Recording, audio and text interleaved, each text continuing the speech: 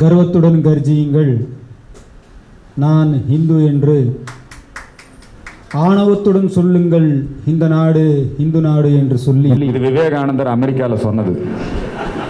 கர்வசே கஹோ ஹம் Hindu high, doctor G சொன்னது. அது சொல்றாரு. அதாவது இந்த பட்டிமன்றத்தினுடைய தலைப்பு சரியா அவங்க புரிஞ்சுக்கலையா இல்லை நமக்கு தெரியலையான்னு தெரியல.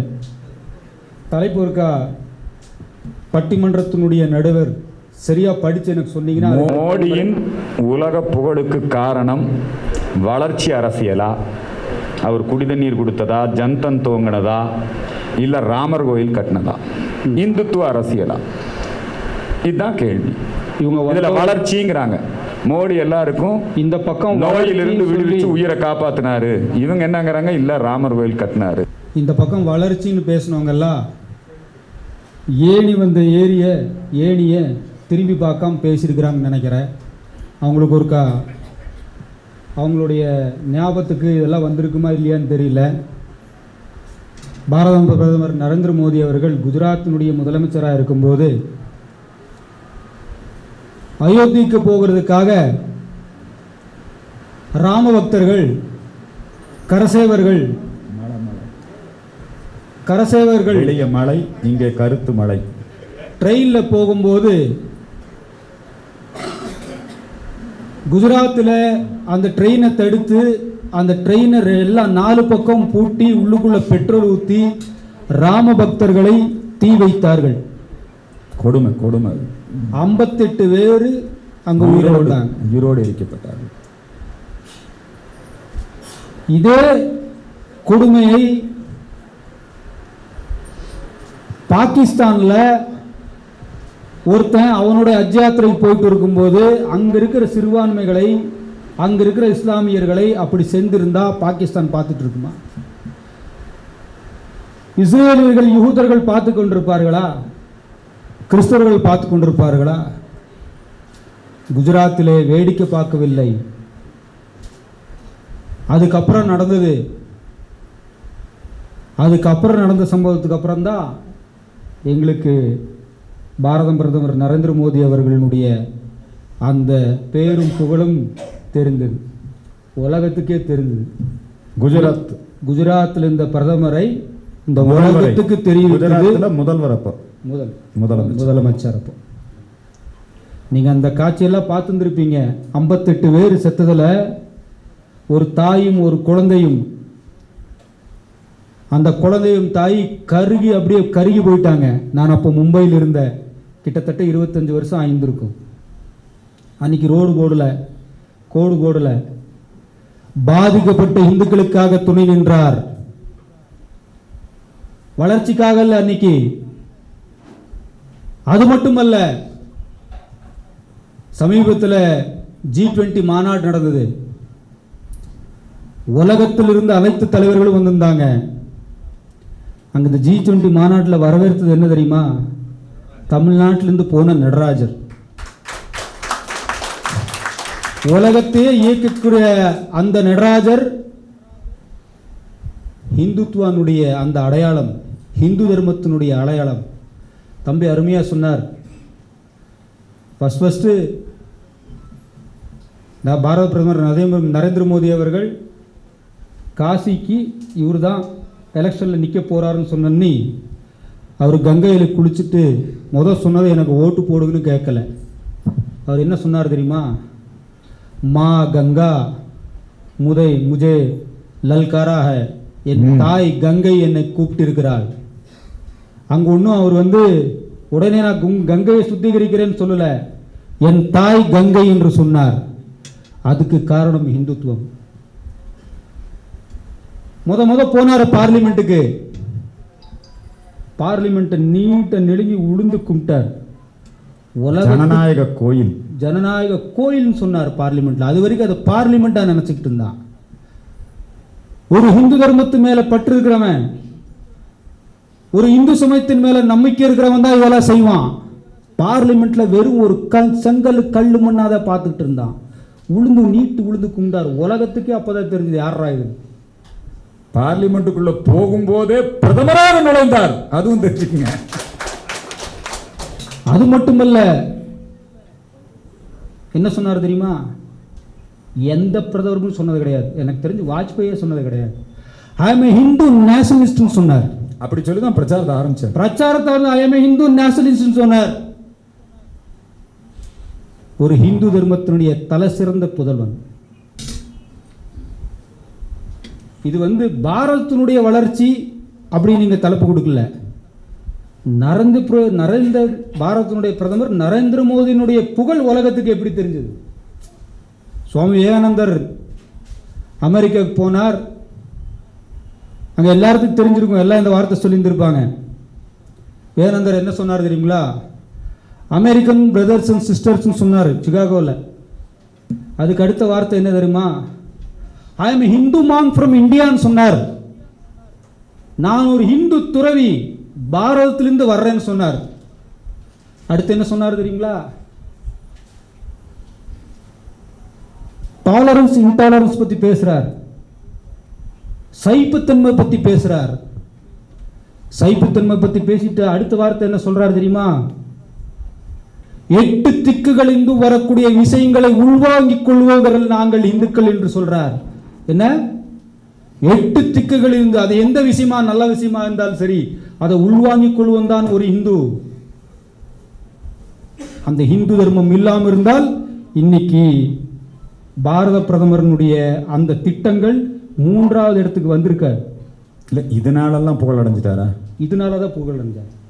கொரோனாக்கு மருந்து, மருந்து கடிக்க முடிக்கணும் முன்னாடி என்ன சொன்னார் தெரியுமா? ஜலஜீவன் திட்டம், ஜன்தன் திட்டம். கொரோனாவுக்கு மருந்து கொரோனாவுக்கு மருந்து கண்டுபிடிக்கிறதுக்கு முன்னாடி என்ன சொன்னார் தெரியுமா? அதெல்லாம் மறந்துட்டீங்க. அதே சொன்ன, ஏடி வந்த ஏணியை மறக்கக்கூடாதுன்னு சொல்லி மக்களுடைய மனசை, மக்களுடைய தைரியத்தை, மக்கள் இருளில் சூழ்ந்திருந்தா என்னடா பண்றதுன்னு தெரியல.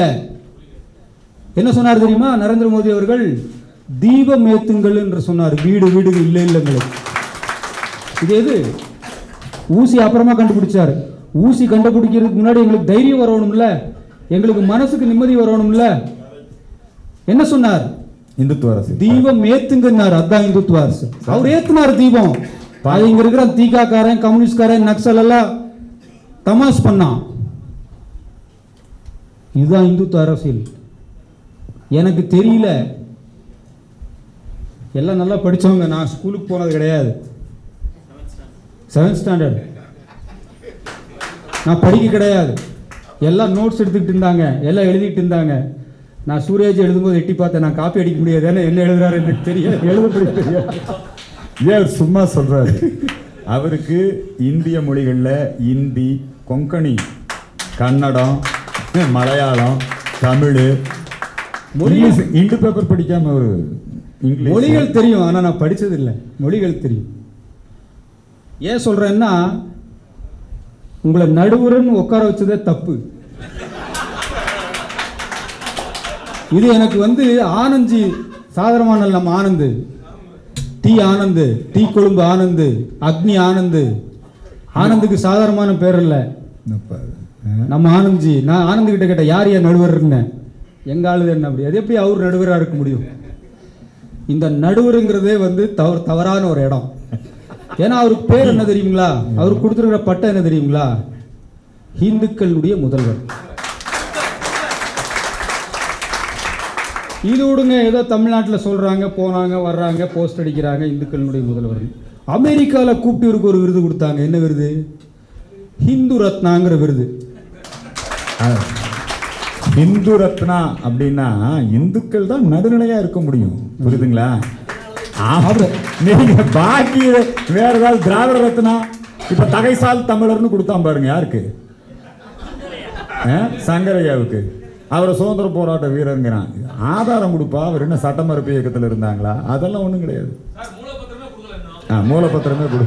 சரி, அதை விடுங்க. நடுவர் பிரச்சனைக்கு வந்துடும். நடுவர் பிரச்சனைக்கு இந்து ரத்னான்னு அமெரிக்காவில் அவார்டு கொடுத்தாங்க. அது எப்படிங்க தெரியல எனக்கு. அப்போவே நான் நினச்சிக்கிட்டேன், இவர் எப்படி இருந்தாலும் நம்ம பக்கம் தான் சொல்ல போகிறார். நீங்க சொல்லுங்க, ஒரு நாளாச்சும் எங்க தலைவர் நீங்க காவி துண்டு இல்லாமல் பார்த்துருந்துருக்க முடியுமா? அர்ஜுன் சம்பத்தினுடைய அடையாளமே காவி துண்டு. ராமகிருஷ்ணர் அவருடைய தாயார் சொல்லியிருப்பாங்க, அந்த பிரசவத்தின் போல அவங்க அந்த அனுபவத்தை சொல்லியிருந்திருப்பாங்க. ஒரு அக்னி கொழும்பு வெளியே வந்த மாதிரி பிரசவத்து டைமில் அவங்களுக்கு ஒரு அனுபவமாகும். ஏன்னா அந்த ராமகிருஷ்ணருக்கு அந்த அளவுக்கு அந்த பவர், அவர் பிறக்கும் போதே அந்த அளவுக்கு ஒரு பவர், தெய்வ குழந்தை. எனக்கு தெரிஞ்சு தமிழகத்தில் தங்கமணி அம்மா உங்கள் அர்ஜுன் சம்பத்தை பிரசவம் பண்ணும்போது முதல் வந்து எல்லாரும் வேற ஏதாவது சொல்லியிருந்திருப்பாங்க, ஒரு ஹிந்துன்னு சொல்லி எழுந்திருப்பார் கியாமுயன்னு கத்தா. இது ஏன் சொல்கிறேன்னா, நான் அவர் கூட 15 வருஷமாக நான் ட்ராவல் பண்ணுறேன், உள்நாட்டிலையும் சரி வெளிநாட்டிலையும் சரி வெளிநாட்டிலையும் சரி, பல லட்சம் கிலோமீட்டர் அவர் கூட நான் ட்ராவல் பண்ணியிருக்கிறேன். ஹிந்துத்துவா தவிர அவருக்கு எதுவும் தெரியாது. என்ன நான் என்ன மோடியின் புகழுக்கு காரணம் இந்துத்துவ அரசியல், மோடி கூட இருக்கிறதுக்கு நாங்கள் காரணமே அவருடைய இந்துத்துவானுடைய அரசியல்னால தான். ஏன்னா அதில் மோடி கூட நீங்கள் நாங்கள் எல்லாரும் இருக்கிற காரணமே அவருடைய இந்துத்துவ அரசியல் தான். அவர் ரோடு போட்டாரு, கோடு போட்டாரு, அதெல்லாம் வேற. நீங்க சொல்லுங்க, போன வாட்டி எலெக்ஷன் முடிச்சோன்னு இவர் எங்க போனார்? கேதார்நாத் போனார், தியானத்துல உட்கார்ந்தார். கேதார் பாபா போனார், சிவாம்சமா தெரிஞ்சாரு. மோடி சிவாம்சமா இருக்கும்போது மோடி எல்லா கோயிலும் போய் கும்பிட்டதுனாலதான் ஒரு தெய்வ பிறவி. நீங்க பாருங்க, இன்னைக்கு ராமர் கோயில்ல போய் அந்த பிராண பிரதிஷ்டை நடக்குது. யார் பண்றா? தசரதனுக்கு கூட கிடைக்காத பாக்கியம் என் தலைவன் மோடி இன்னைக்கு அதை கொண்டு போய் இல்லையா? எத்தனையோ ராஜாக்கள், எத்தனை பேர் அவதாரங்களுக்கு கூட கிடைக்காத ஒரு பெரிய பாக்கியம். அவரு சாத் அவர் சிவாம்சம் தான். சரிதான். சிவாம்சம் இந்துத்துவம் அதெல்லாம் இருக்கிறாரு. ஆமா, எல்லாம் ஒண்ணுதான், அரியும் சிவனும் ஒண்ணுதானே. சரி, ரைட். இதெல்லாம் சொல்றீங்க. இத்தனைக்கு அப்புறம் மோடி அவர்களுடைய இந்த பயணத்துக்கு அப்புறம் இதெல்லாம் அவருடைய உலக புகழுக்கு காரணங்கிறீங்களா? ஆமாங்க. நீங்க பாருங்க, உலக எதுக்காக ஜோ பிடன் வந்து அவர்கிட்ட கையெழுத்து வாங்கினாரு, ஆட்டோகிராஃப் வாங்கினாரு, மோடி ராமர் கோயில் கட்டினாருன்னு வாங்கினாரா? எதுக்காக வாங்க? ஜோ பிடன் கையெழுத்து வாங்கினதா? ஆமா, ஒருத்த காலிலேயே விழுந்துட்டான். ஒரு நாட்டினுடைய அதிபர் பப்புகினியான நாடு, பேரு எனக்கு சரியா, அவர் வந்து காலில் விழுகிறாருங்க. எதனால காலு? வளர்ச்சி அரசியல். சரி, நீங்க தர பாயிண்ட் பேசுங்க. இதுக்கு மூல காரணம் இந்து தர்மம் தான். டைம். இந்த நாடு மட்டுமல்ல, இந்த நாட்டில் இருக்கிற 140 கோடி மக்களும் மட்டும் நல்லா இருந்தா பத்தாது, அடுத்த நாட்டுக்காரனும் நல்லா இருக்கணும்னு எல்லா நாட்டுக்கும் ஊசி அனுப்பிச்சு விட்டாரு. அதுக்கு காரணம், மூல காரணம் இந்து தர்மம். நான் வந்து கவுல் பிராமணன் சொல்லி பூநூல் காமிச்சதனுடைய காரணம் என்ன? ஓட்டு வாங்கணும் தான். அது நான் ஒரு ஹிந்துன்னு சொல்லி, நான் ஒரு கவுல் பிராமணன் சொல்லி காரணம் என்னன்னு கேட்டீங்கன்னா இந்துத்துவ அரசியல் தான். இன்னி நான் ஹிந்துன்னு சொல்லாம இருந்தா இந்த ஊர்ல ஓட்டு போட மாட்டாங்கன்னு அவங்களுக்கு நல்லா தெரியும். அவன் மட்டும் தூக்கல, இங்க இருக்கிற திராவிட இயக்கத்துக்காரன் ஆளுக்காளு வேலு தூக்க ஆரம்பிச்சிட்டான். நான் இந்துன்னு தான், 1 கோடி பேர் எங்க கட்சியில இந்து இருக்கிறேன்னு சொல்லிட்டான். இது காரணம் என்ன? இந்துத்துவ அரசியல் இல்ல. இதெல்லாம் உலக புகழ். சப்ஜெக்ட் வாங்க. சப்ஜெக்ட் அதான். உலக புகழுக்கு காரணம் இந்துத்துவ அரசியல் மட்டும்தான். நரேந்திர மோடி அவர்கள் அந்த கரசேவர்களுக்கு நடந்த அந்த அநியாயத்துக்கு குரல் கொடுக்காம இருந்தால் இன்னைக்கு உலகத்துக்கு தெரிஞ்சிருந்திருக்காது அப்படிங்கிறதா நம்மளுடைய கருத்து. பேச வாய்ப்பளித்த உங்களுக்கு நன்றி விரைவுறுகிறேன். நன்றி, வணக்கம். பாரத் மாதா.